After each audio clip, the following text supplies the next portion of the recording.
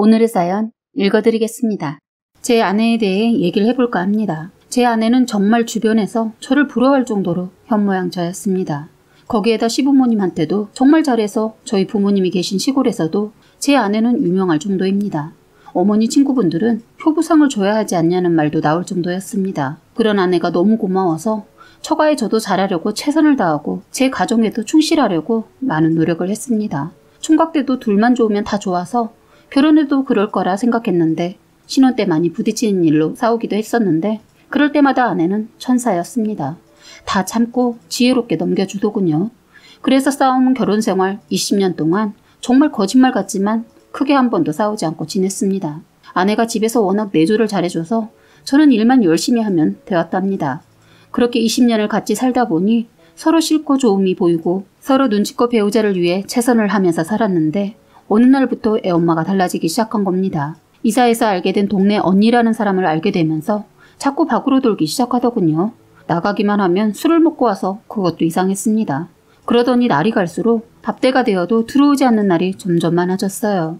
술도 잘하는 편이 아닌데 술도 자꾸 먹고 들어오고 이젠 저녁 때쯤 되면 어쩔 땐 아예 저 퇴근 시간에 맞추어 음식도 배달해두고 나가더군요. 아이들은 엄마가 언제부터 이랬는지 모르겠지만 아주 당연하듯이 배달 음식 먹는 게 익숙하더군요. 애들 어릴 땐 유기농 노래를 부르고 밖에 음식 특별한 날이 아니면 먹이지 않던 사람인데 아이들이 자연스럽게 먹는 거 보니 한두 번 먹어본 게 아닌 것 같았습니다. 그래서 아이들에게 물어봤더니 애엄마가 이사 오고부터 그랬다고 하더군요. 아내에 대해 더 구체적으로 말을 해드리자면 워낙 수줍음도 많고 사람들 많은 곳은 일체 안 가고 노는 것도 좋아하지 않는 사람입니다. 아내랑은 20대 중반에 만나 지금 40대 중반이 되었네요. 그리고 이사도 참 많이도 다녔는데 이번처럼 이러진 않아서 저는 너무 당황스럽고 이런 환경이 낯설더군요. 한 번도 이런 적이 없던 사람이 이사 오고 나서부터 화장도 하고 모임도 만들어서 나가더군요. 너무 걱정이 되어서 주변에 물어보니 갱년기 오면 그럴 수 있다고 하더라고요. 제가 남자이고 의학적으로 아는 것이 없어 달라진 아내를 위해 검색도 해보고 전화 상담도 해봤습니다. 남들은 제가 너무 유난이 아니냐고 하지만 저는 그동안 저에게 자신을 희생해준 아내에게 무언가 도움이 된다면 해주고 싶어서 나름 여러 방면으로 애를 써봤습니다. 여자들 한 달에 한 번 한다는 마법이라는 것도 여전히 하고 있고 저희 20년 살았어도 서로 부부 사이가 남다를 만큼 좋습니다. 그렇다 보니 아내의 달라진 행동이 저에겐 너무나 크게 와닿는 겁니다. 자신보다 가족이 우선이었던 사람, 시댁에 형님들 둘이나 있는데도 막내라고 깨부리지 않고 먼저 희생을 자초해서 열심히 살아온 아내였습니다. 저는 이 사람이 이젠 지쳐서 그런가 싶어서 아내의 지인도 제가 아는 분이 몇 있어서 물어보기도 했는데 전혀 아내의 상태를 모르고 있고 이상한 건 이사 오고 나서 자주 하던 연락은 끊겼다고 하더군요. 그리고 어머니도 하시는 말이 며느리가 예전 같지 않아서 그런다며 혹시 싸웠냐고 묻더군요.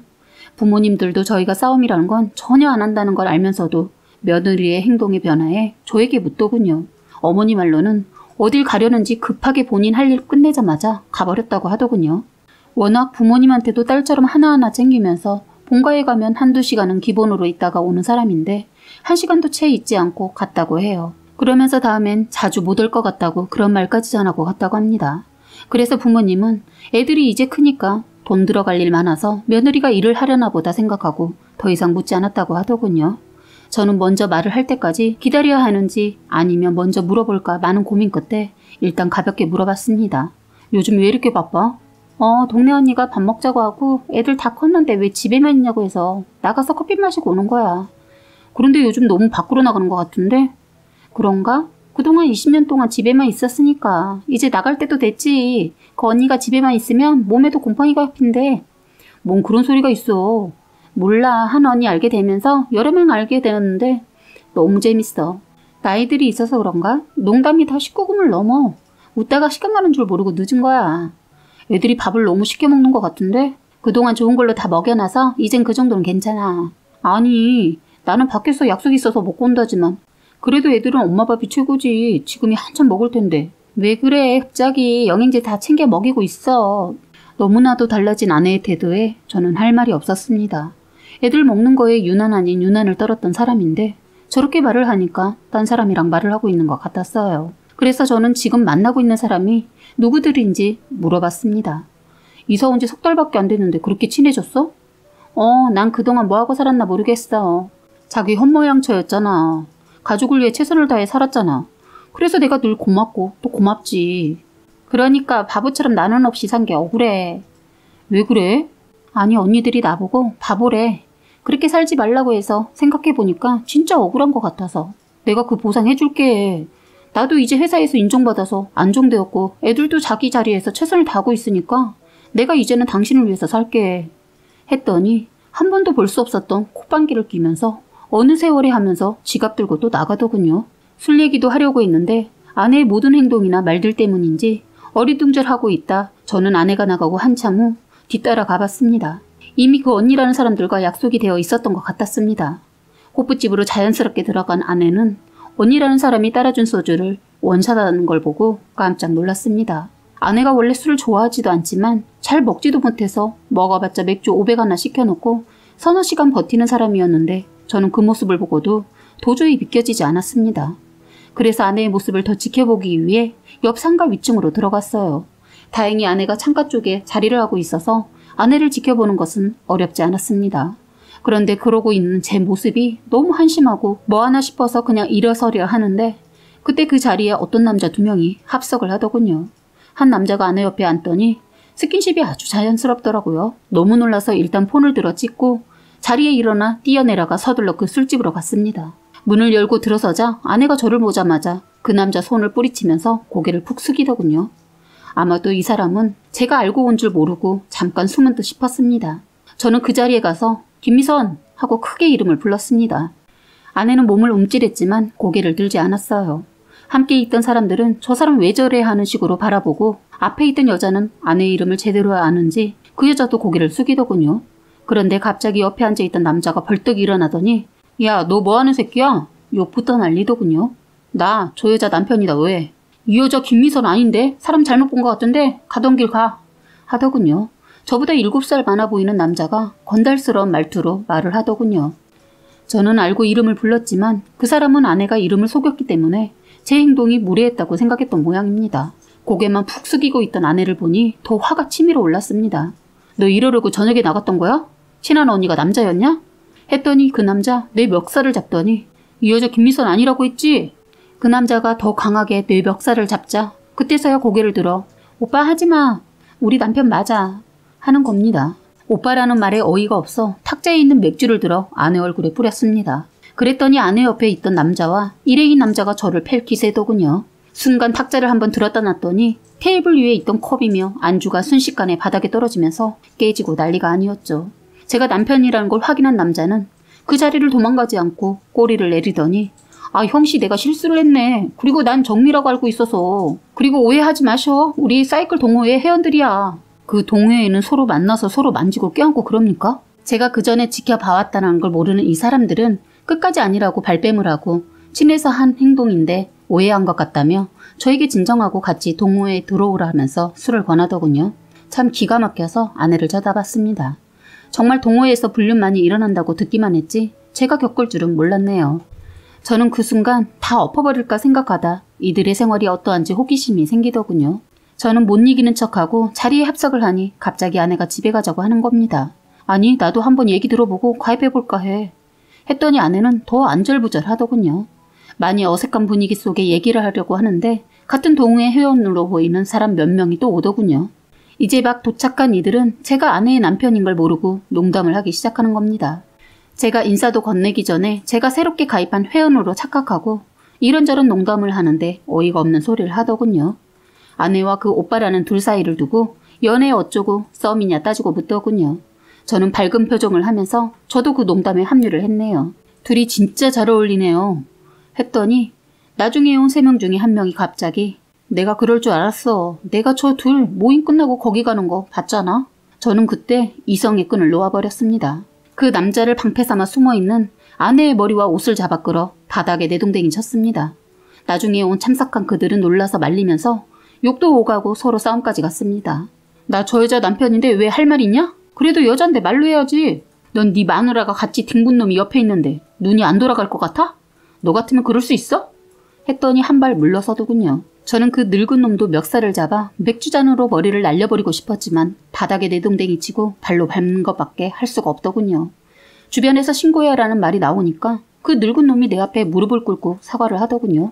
주변 사람들한테는 신고하지 말라고 부탁까지 하더군요. 왜? 너 마누라 속이고 이 짓해서 이혼 당할까봐 그러냐? 네 둘 내가 끝까지 가만 안 둔다. 그때 경찰이 도착했고 다 같이 조사를 받았습니다. 이놈 알고 보니 상습범이었더군요. 등산 동호회에서 이런 짓 하다 잘려서 이젠 사이클 동호회에 가입을 해서 아내처럼 순진한 아줌마들 꼬셔서 돈 뜯어내고 했던 전과도 있는 놈이었습니다. 아내가 제대로 걸린 거죠. 아내 뒷조사도 해보니 저 모르게 비상금 모아뒀던 거 다 그놈한테 다 줬더군요. 제가 늦게 알았다면 앞으로 적금 만기되는 것도 그놈 손에 넘어갈 뻔했습니다. 집안의 폐물은 이미 다 팔아서 알게 된 언니 집에 옷이며 사이클 다 쟁여놨더군요. 물건이 너무 많이 쌓이니까 그 언니라는 사람과 원룸까지 얻어서 물건을 거기에 숨겨놓을 계획까지 세웠더라고요. 이사와서 돈이 너무 많이 들어간다며 대출을 조금만 받으면 안 되겠냐고 물었었는데 다 계획이 있었던 겁니다.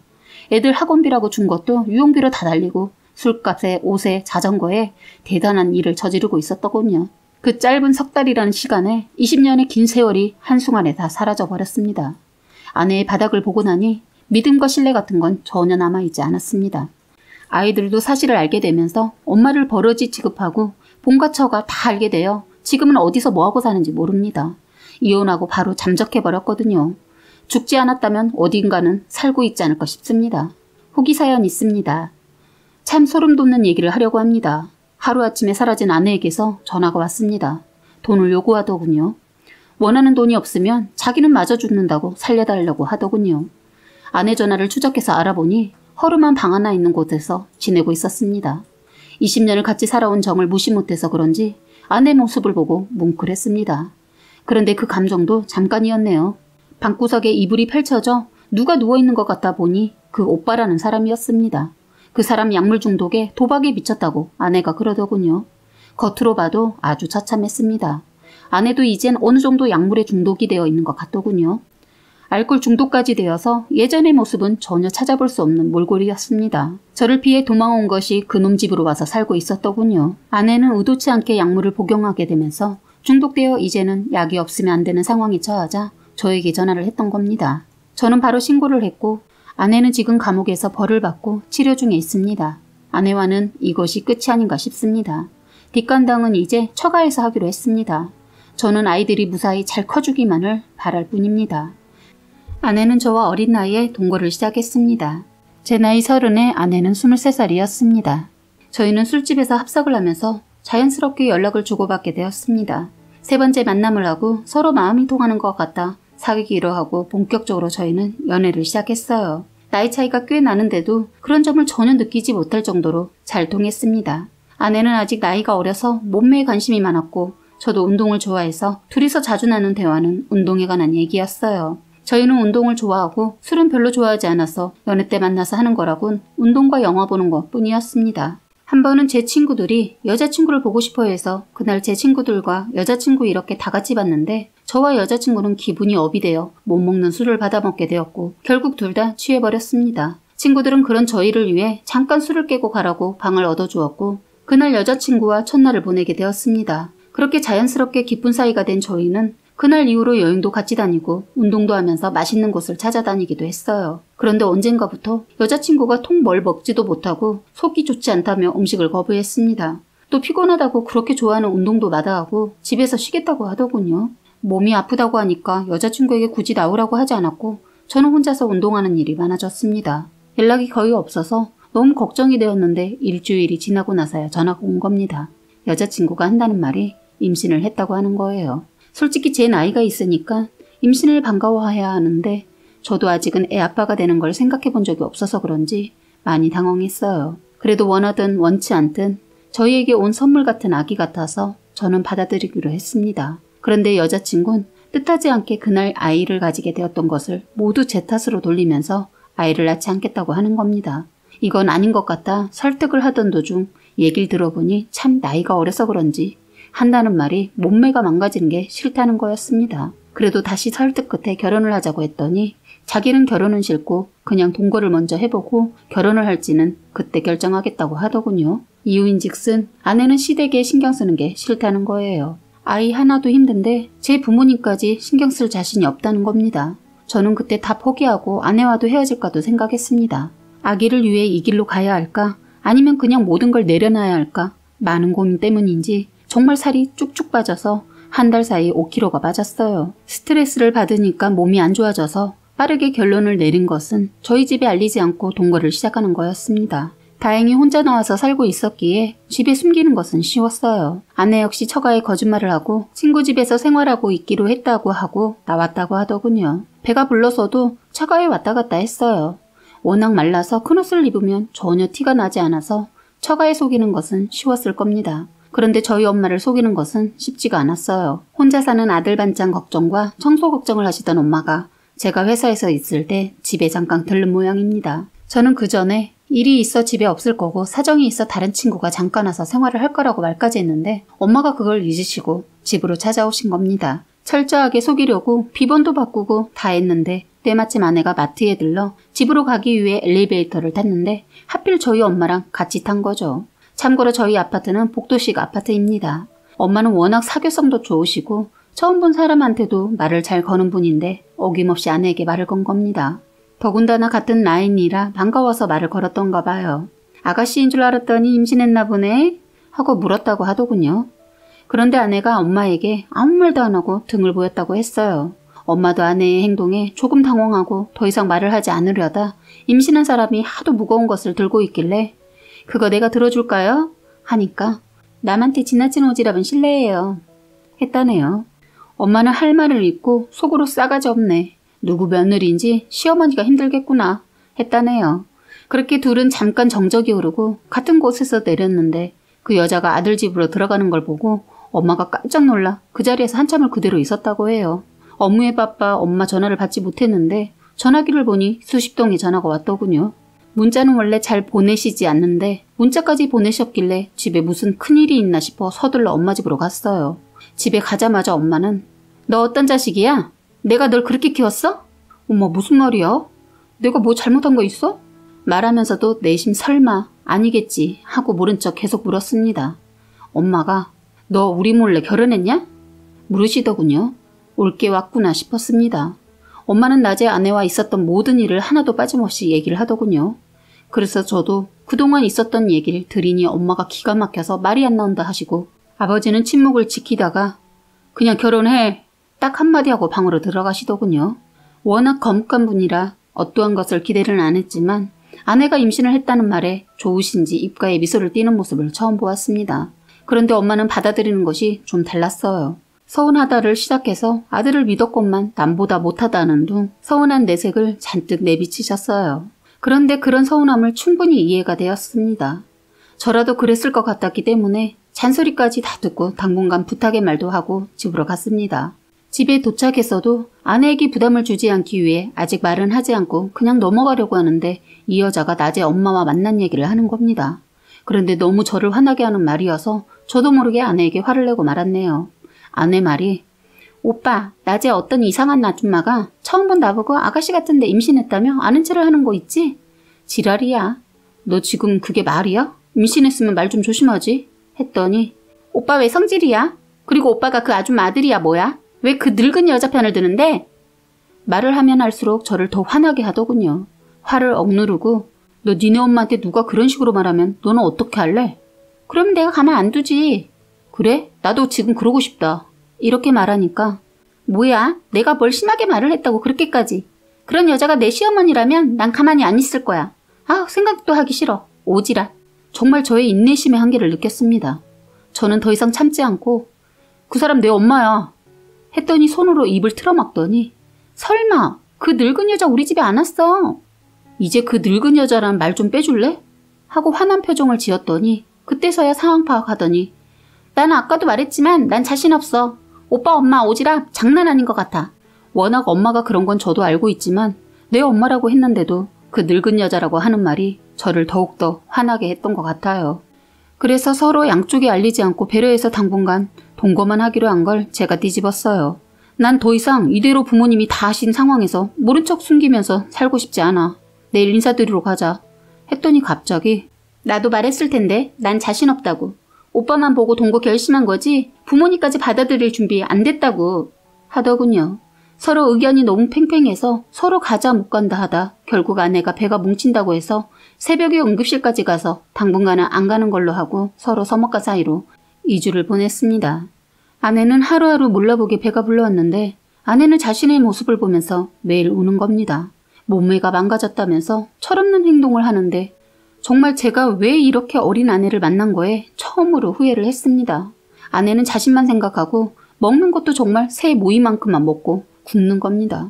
아기를 위해 제발 먹으라고 빌기도 하고 달래보기도 했지만 자신 몸매 망가지는 것도 화나는데 뚱뚱해지기 싫다면서 음식을 거부했어요. 결국 아내는 빈혈로 병원 신세까지 지게 되었습니다. 의사 말로는 이대로 가면 아내가 조산을 할 수도 있다고 하더군요. 그리고 무엇보다 아기가 너무 작아서 태어나자마자 인큐베이터에 들어갈 수도 있다고 하면서 아내를 혼내셨습니다.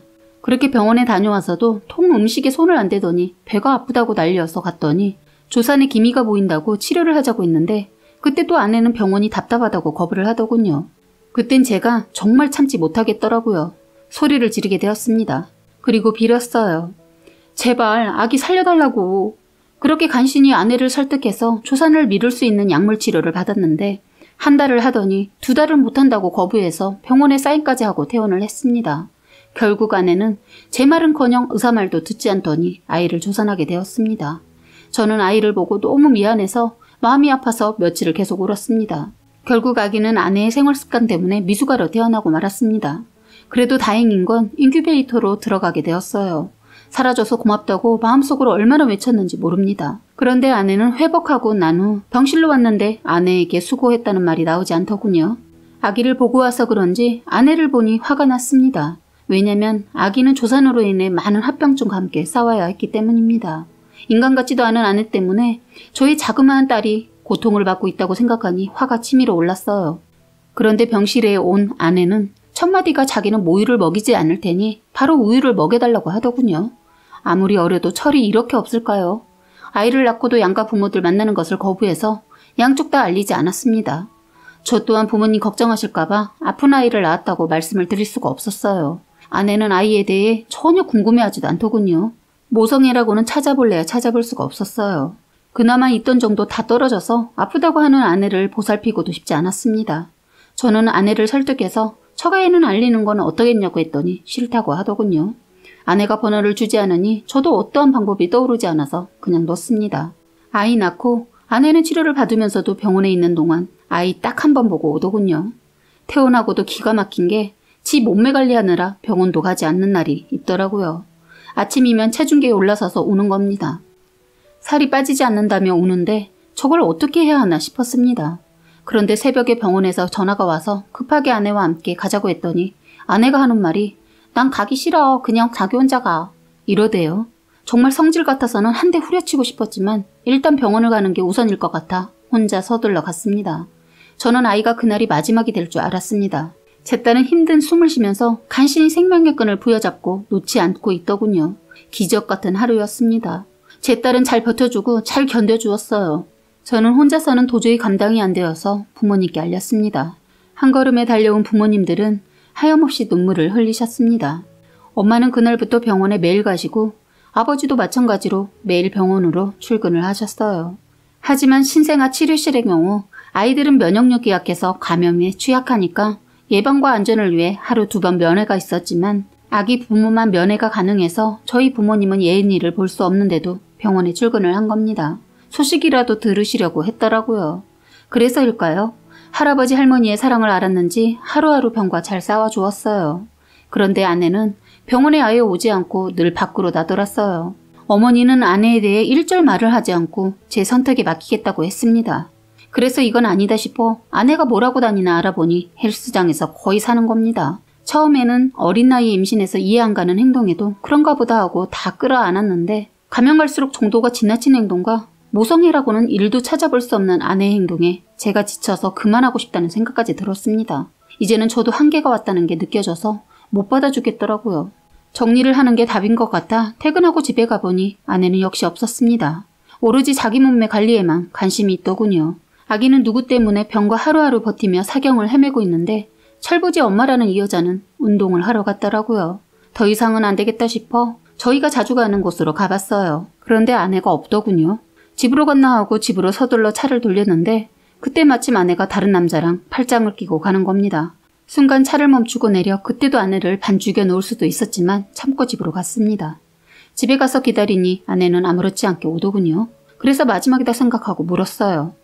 너 애는 만나러 안 갈 거야? 물었더니 적반하장으로 난 원하지 않은 아이였어. 그래서 내가 낳지 말자고 했잖아. 너 그게 말이라고 하는 소리야?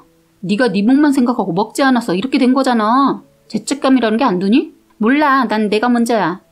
참 기가 막혔습니다. 너 이 집에서 당장 나가. 그리고 앞으로 혹시라도 아이 보고 싶다면 볼 생각하지 말고 사죄하면서 살아. 너 같은 건 엄마도 아니야. 했더니 원했던 사람처럼 짐을 서둘러 싸기 시작하더니 이미 전에 싸놓은 짐이었나 싶을 정도로 빠른 속도로 짐을 챙기고 나가버렸습니다.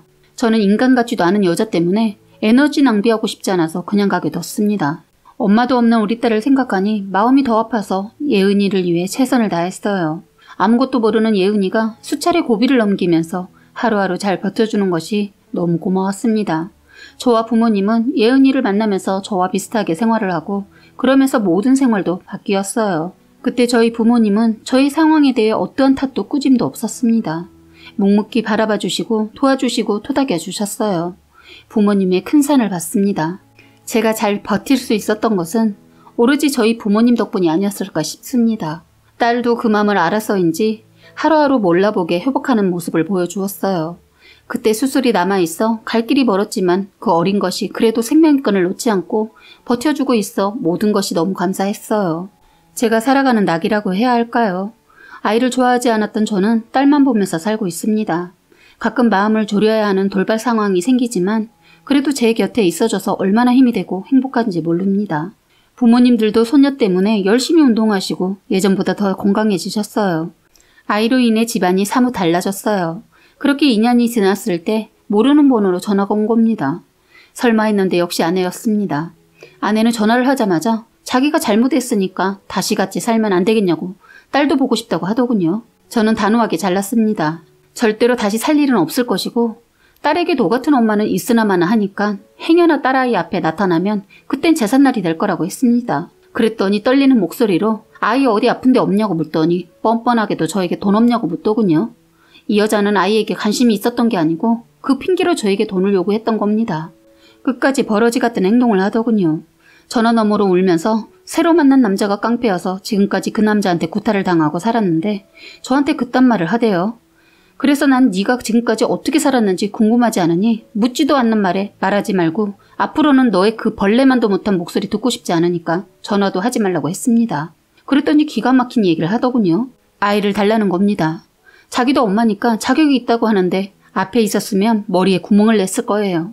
다행히 아내와 혼인신고를 하지 않아서 이혼이고 뭐고 없었고 지금 와서 아이에 관한 권한 같은 거 씨도 먹히지 않는 말을 해서 따끔하게 말을 해주고 끊었네요. 너 똑바로 들어. 낳았다고 다 엄마가 아니야. 내 딸 너무 불쌍한 건 어쩌다 너라는 여자가 엄마였다는 거다. 불쌍한 딸 생각하면 이쯤에서 끝내라. 또다시 연락하면 그땐 나도 애를 위해 그동안 참았던 거 다 폭발할지 모르니까 내 앞에서 절대로 스쳐도 가지 마. 했더니 먼저 아무 말 없이 전화를 끊더군요. 그 이후로 아내는 전화가 없었습니다. 지금 저는 부모님과 함께 제 딸 예은이를 위해 살고 있으며 저는 예은이로 인해 새롭게 태어난 것 같습니다. 예은이가 태어나면서 그동안 모아놓았던 돈은 벌써 바닥이 나서 부모님 도움을 받고 있지만 앞으로 더 열심히 살아서 예은이에게 엄마의 몫까지 다 해줄 겁니다. 예은이가 부디 아프지 않고 웃음이 떠나지 않은 날만 선물해주고 싶습니다. 사랑해 예은아, 지금까지 잘 버텨줘서 고맙고 앞으로도 잘 버텨보자. 사연은 여기까지였고요. 구독과 좋아요, 알림 설정 부탁드리겠습니다.